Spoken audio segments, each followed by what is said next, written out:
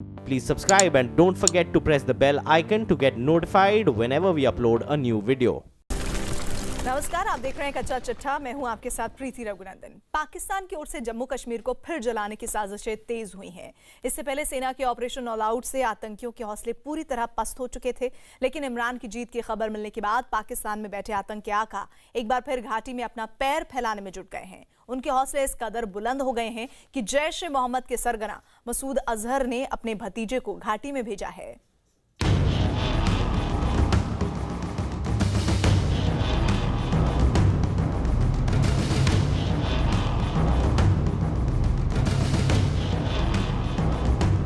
जम्मू कश्मीर में आतंक के आकाओं की पैर जमाने की नई साजिश।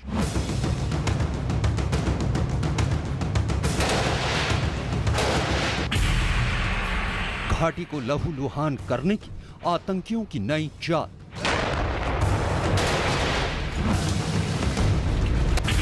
पाकिस्तान में इमरान की जीत से बुलंद हुए आतंकियों के हौसले। घाटी में अपनी खोई जमीन वापस पाने में जुटे आतंकी।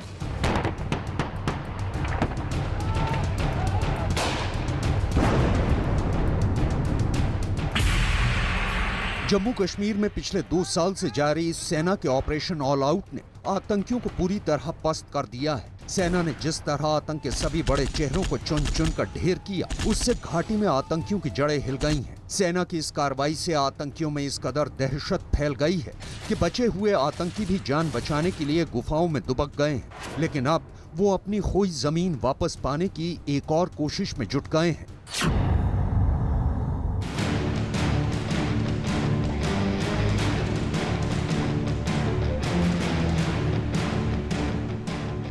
जम्मू कश्मीर में आतंक के शोले भड़काने की नई कोशिश पाकिस्तान में इमरान राज आने के बाद हुई है। आम चुनाव में इमरान की जीत पक्की होने के बाद पाकिस्तान में बैठे आतंक के आकाओं ने घाटी को जलाने की कोशिशें फिर से तेज कर दी हैं।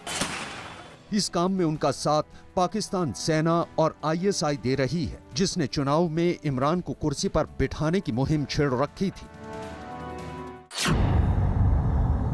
घाटी में लगातार ऑपरेशन में आतंकियों को ढेर किया जा रहा है, जिससे कश्मीर में आतंकियों की संख्या लगातार कम हो रही है। और यही वजह है कि उस संख्या को बरकरार रखने और उसको बढ़ाने के लिए आम शहरी और आम जो युवा है उनको रिक्रूट करने का काम जो है अब संभाला है जैश के टॉप कमांडर ने।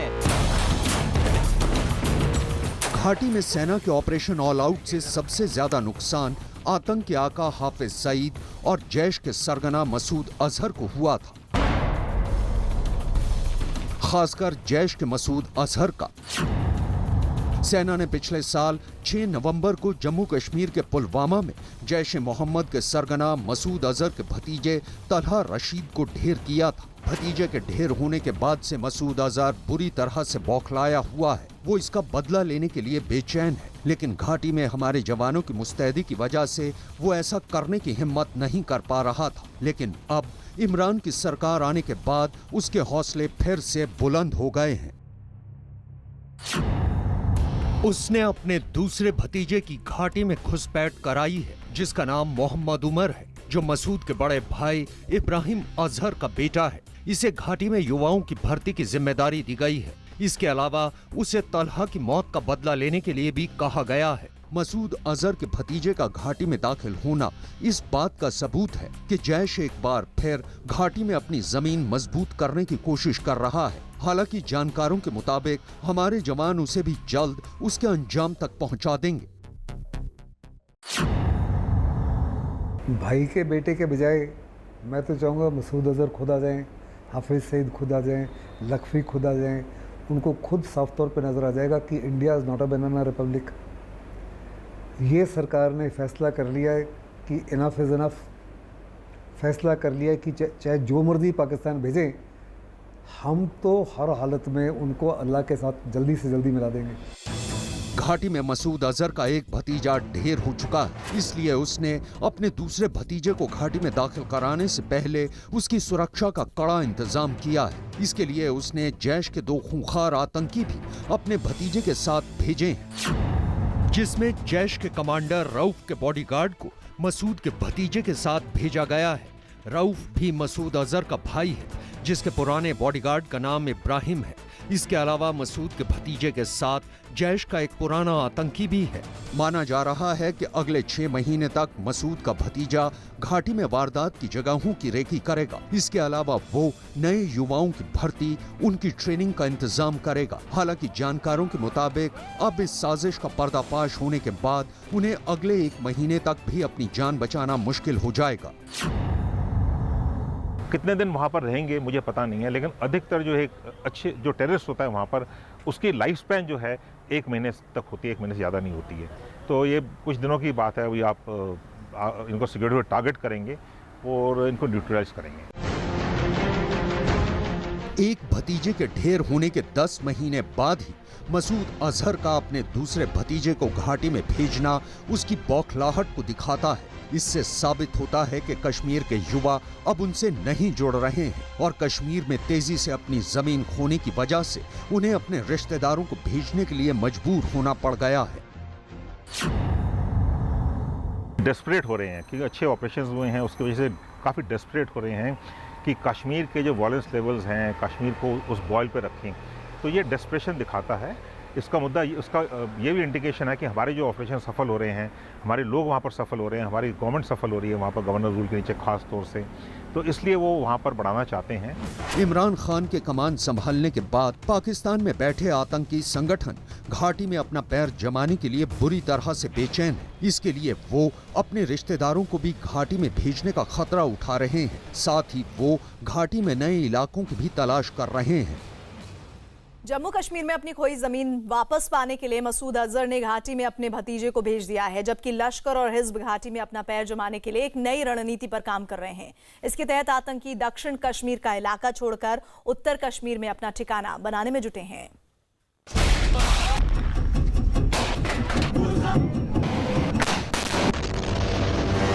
कश्मीर में आतंक का पैर जमाने का नया हथकंडा। अब घाटी में नया ठिकाना तलाश रहे हैं आतंकी। दक्षिण कश्मीर छोड़कर उत्तर कश्मीर में आतंकियों ने बनाया ठिकाना।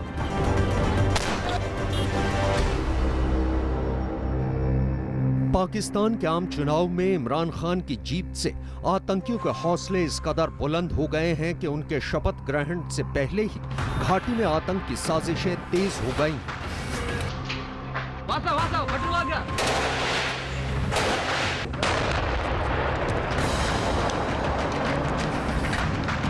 मसूद अजहर ने जहां अपने भतीजे को घाटी में दाखिल करा दिया है, वहीं लश्कर और हिजबुल मुजाहिदीन नया ठिकाना तलाश रहे हैं। हिज्ब अब दक्षिण कश्मीर के इलाके को तेजी से छोड़ रहा है। वो अब उत्तर कश्मीर में अपना ठिकाना बनाने की कोशिश में है। इसकी बड़ी वजह दक्षिण कश्मीर में सेना की कार्रवाई है। इससे डरकर हिज्ब अब उत्तर कश्मीर के युवाओं को मजहब के नाम पर भड़का रहा है और स्थानीय लोगों को अपने साथ शामिल करने की कोशिश में जुटा है। भारतीय सेना के जम्मू कश्मीर में चलाए जा रहे ऑपरेशन ऑल आउट से आतंकियों की कमर टूट गई है और यही वजह है कि अपने वजूद को बचाने के लिए अब आतंकी नए नए हथकंडे अपना रहे हैं। उसके मुताबिक अब वो साउथ कश्मीर से अपनी गतिविधियों को बढ़ाने की बजाय वो नॉर्थ कश्मीर की तरफ अपना रुख कर रहे हैं। दक्षिण कश्मीर को छोड़कर उत्तर कश्मीर में अपना ठिकाना बनाने के लिए हिज्ब उत्तर कश्मीर के 4 जिलों में सबसे ज्यादा कोशिश कर रहा है। हिज्ब की कोशिश उत्तर कश्मीर के कुपवाड़ा, बांदीपोरा, गुरेज और माछिल में अपना ठिकाना बनाने की है। इसके लिए यहाँ के युवाओं को हिज्ब के साथ जोड़ने की सबसे ज्यादा कोशिश हो रही है। खुफिया एजेंसियों को हिज्ब के इस साजिश की जानकारी कुपवाड़ा से गिरफ्तार किए गए आतंकी तौसीफ ने दी थी। साउथ कश्मीर में ज़्यादा प्रेशर आ गया इनके ऊपर, खास तौर से जो सीज फायर हुआ था उसमें इन्होंने रिकूप किया। ऑपरेशन ऑल आउट में भी इनके ऊपर प्रेशर आया, फिर इन्होंने रिकूप करा, उसके दोबारा से आर्मी ने सिक्योरिटी फोर्स ने प्रेशर डाला साउथ कश्मीर में। तो अभी वहाँ पर जो है ये ऑपरेट नहीं कर पा रहे हैं, इसलिए वो फोकस जो है नॉर्थ कश्मीर में शिफ्ट कर रहे हैं। आतंकी संगठन उत्तर कश्मीर में अपना ठिकाना बनाने के लिए पूरी ताकत लगा रहे हैं, लेकिन जानकारों का मानना है कि उनके लिए ऐसा कर पाना मुमकिन नहीं होगा, क्योंकि उत्तर कश्मीर में आतंकियों के लिए छिपने के ठिकाने बहुत कम हैं। कश्मीर का टेरेन बड़ा मुश्किल है, ऊंची ऊंची पहाड़ियाँ हैं, हेविली वुडेड एरियाज हैं, जिनमें छिपने की जगह तो बड़ी है, लेकिन जैसे ही वहाँ से बाहर आते हैं वो पकड़े जाते हैं। उत्तर कश्मीर में आतंकी संगठनों की साजिश का सबूत हमारी सुरक्षा एजेंसियों को काफी दिनों से मिल रहा है, क्योंकि यहाँ लगातार आतंकियों का एनकाउंटर किया जा रहा है। इसके बावजूद आतंकी संगठन युवाओं को बरगलाकर अपने साथ शामिल करने में कामयाब हो रहे हैं। 2017 में 128 युवा आतंकी संगठनों से जुड़े, जबकि 2016 में सिर्फ 88 युवा ही आतंकी संगठन में शामिल हुए थे। वहीं 2015 में 66 आतंकी आतंक के आकाओं के बहकावे में आए। माना जा रहा है कि आतंकियों की भर्ती में तेजी आने की वजह पाकिस्तान में इमरान की सरकार का आना है, क्योंकि इमरान की सरकार सेना और कट्टरपंथियों के सहयोग से बनी है। देखना पड़ेगा, अभी नया प्राइम मिनिस्टर वहाँ पर, नई गवर्नमेंट आ रही है, आर्मी के सपोर्ट से गवर्नमेंट बनी है, लेकिन वो अलग बात है। अभी वहाँ देखना पड़ेगा कि वहाँ पर क्या अभी कश्मीर को कितना सपोर्ट करते हैं। कश्मीर तो मुद्दा रहेगा, लेकिन उनको कितना ओपनली सपोर्ट करते हैं, हमें ये भी देखना पड़ेगा। उनको ऑल्टरनेट रोल मॉडल देना चाहिए, ऑल्टरनेट नैरेटिव देना चाहिए, जो रेडिकलाइजेशन है उसको रोकना चाहिए हमको। आतंकी संगठन जितनी तेजी से आतंकियों की भर्ती कर रहे हैं, हमारे जवान उन्हें उसी रफ्तार से ढेर भी कर रहे हैं। इस साल अब तक 100 से ज्यादा आतंकी मारे जा चुके हैं, लेकिन इसमें पाकिस्तान के आतंकियों की संख्या कम है, जो चिंता की बात है।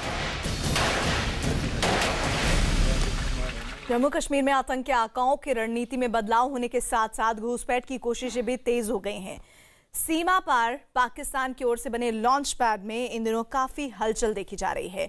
हैरानी की बात यह है कि इन लॉन्च पैड में उन आतंकियों की वापसी की उम्मीद लगातार बरकरार है, जो काफी दिनों से बंद पड़े थे। पाकिस्तान में इमरान राज की शुरुआत होते ही जम्मू कश्मीर में आतंकी साजिशों में जबरदस्त तेजी आ गई है। घाटी में बड़ी वारदात को अंजाम देने के लिए बेचैन आतंकी नए नए हथकंडे अपना रहे हैं। इसके साथ ही घुसपैठ की कोशिशें भी तेज हो गई हैं। पाकिस्तान की ओर से आतंकी घुसपैठ की साजिश का सबूत सीमा पार बने लॉन्चिंग पैड से मिलता है, जहां इमरान के चुनाव जीतने के बाद से ही जबरदस्त हलचल देखी जा रही है। हैरानी की बात यह है कि कई ऐसे लॉन्च पैड पर हलचल शुरू हो गई है जो बरसों से खाली पड़े थे।